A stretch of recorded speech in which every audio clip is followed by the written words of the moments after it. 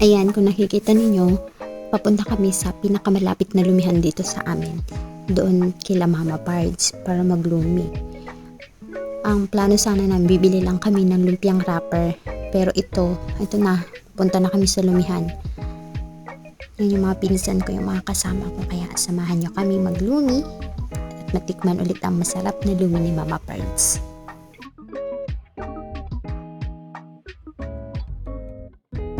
Ayan, dito na kami kila Mama Pards sa Dineway Food Hub. Located ito sa Barangay Macariscas, Puerto Princesa City. At marami silang mga available na pagkain. Meron silang halo-halo, may chowlong, may lumi, may fries, may burger, may siomai, may milk tea. At hindi lang yung mga pagkain, meron din silang mga pantalon na binibenta, mga short, mga dress. Kaya kung ako sa inyo, or kung gusto niyo subukan yung mga pagkain nila o makita yung mga product nila, punta lang kayo dito sa Dineway Hub, located sa Barangay Macariscas, Puerto Princesa City, papuntang Sabang. Bali, habang naghihintay kami ng aming lumi, ayan, yung pakit-kit mo na yung mga person. Yung naka-pink na yan ay si Mona, at itong short hair na ito ay si Colleen.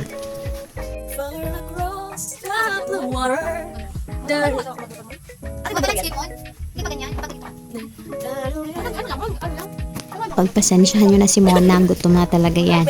Yun yung nakukuha niya sa kaka-tiktok niya.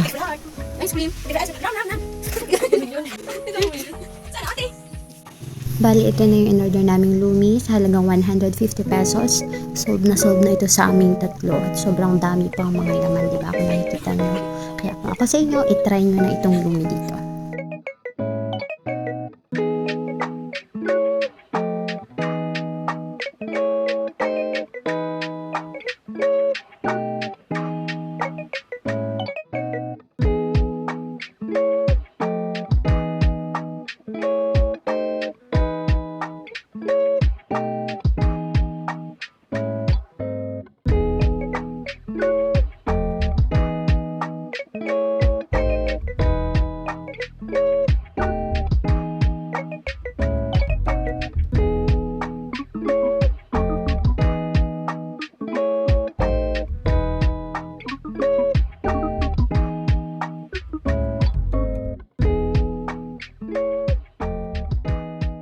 Bali, pagtas namin itong kumain, pupunta kami doon kay Ate Kay, doon sa satellite, para humingi sa kanya ng pera na pambiling lumpiang wrapper. Kasi yung pambiling lumpiang wrapper ay nalumi na namin.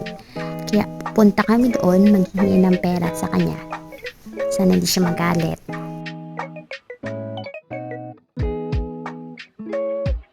Ayan, dito na kami sa satellite.